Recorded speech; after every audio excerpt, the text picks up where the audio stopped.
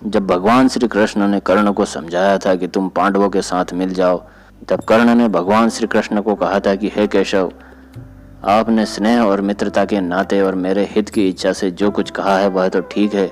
इन सब बातों का मुझे भी पता है और जैसा कि आप समझते हैं, धर्म अनुसार मैं पांडु का ही पुत्र हूँ।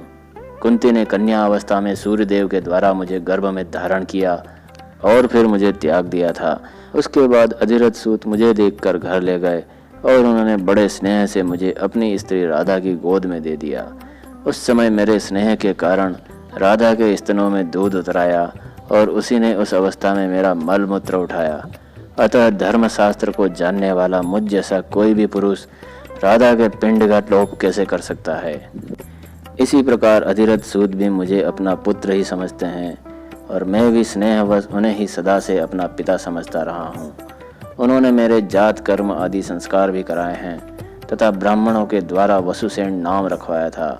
युवावस्था होने पर उन्होंने सूत जाति की कई स्त्रियों से मेरा विवाह कराया था।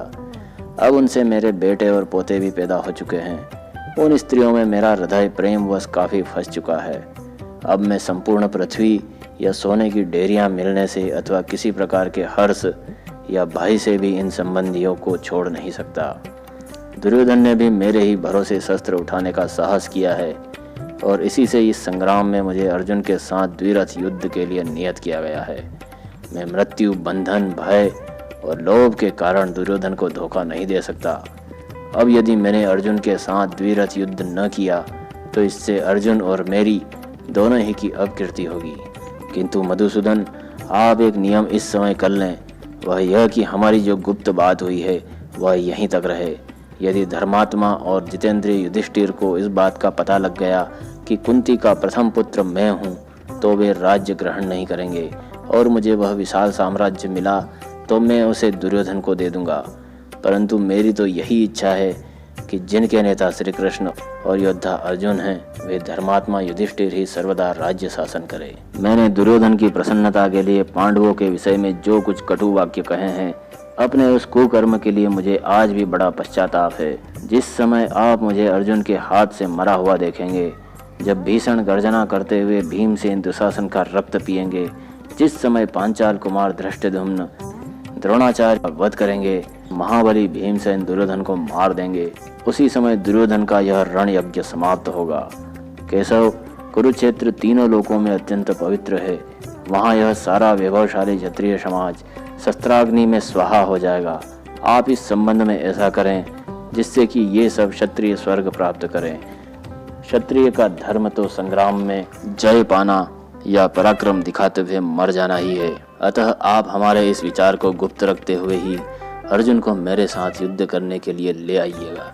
कर्ण की इस प्रकार की बातों को सुनकर श्री कृष्ण हंसने लगे और फिर मुस्कुराते हुए बोले, कर्ण, तो क्या तुम्हें यह राज्य प्राप्ति का उपाय भी मंजूर नहीं है? तुम मेरी दी हुई पृथ्वी का भी शासन नहीं करना चाहते? इसमें तो तनिक भी संदेह नहीं है कि जय पांडवों की होगी।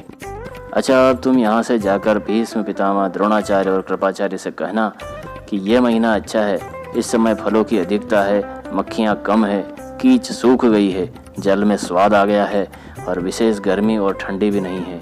अच्छा सुखमय समय है। आज से 7वें दिन अमावस्या होगी, उसी दिन युद्ध आरंभ करो। वहाँ और भी जो राजा लोग आवे उन सबको यह समाचार सुना देना। तुम्हारी इच्छा युद्ध करने की है तो मैं उसी का प्रबंध किए देता हूँ। दुर्योधन के अधीन जो भी राजा और राजपुत्र हैं वे शस्त्रों से मरकर उत्तम गति को प्राप्त करेंगे। तब कर्ण ने श्री कृष्ण का सत्कार करते हुए कहा, हे महाबाहो, आप सब कुछ जानबूझकर भी मुझे क्यों मोह में डालना चाहते हैं? यह तो पृथ्वी के सर्वथा संहार का समय ही आ गया है। इसमें शकुनी, मैं, दुशासन और धृतराष्ट्र कुमार दुर्योधन तो केवल निमित्त मात्र है। दुर्योधन के अधीन जो राजा और राजपुत्र हैं वे सब शस्त्राग्नि में भस्म होकर यमराज के घर जाएंगे।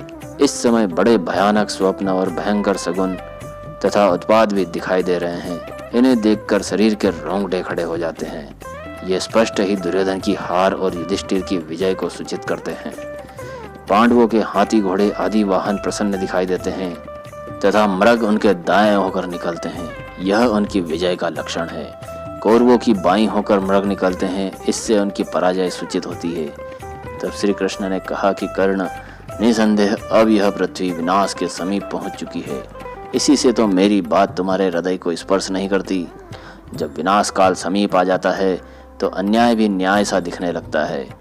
कर्ण ने कहा कि श्री कृष्ण, अब तो यदि इस महायुद्ध से बच गए तभी आपके दर्शन होंगे, नहीं तो स्वर्ग में तो हमारा आपसे समागम होगा ही। अच्छा, अब तो फिर युद्ध में ही मिलना होगा।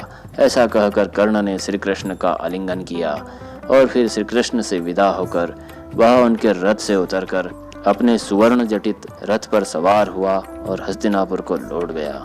इधर भगवान श्री कृष्ण भी सात्विकी के सहित अपने रथ में सवार होकर तेजी से पांडवों के पास चल दिए। दोस्तों, भगवान श्री कृष्ण और कर्ण की यह बातें अगर आपको अच्छी लगी हो तो वीडियो को लाइक शेयर करें और चैनल को सब्सक्राइब करें। धन्यवाद। जय श्री कृष्ण।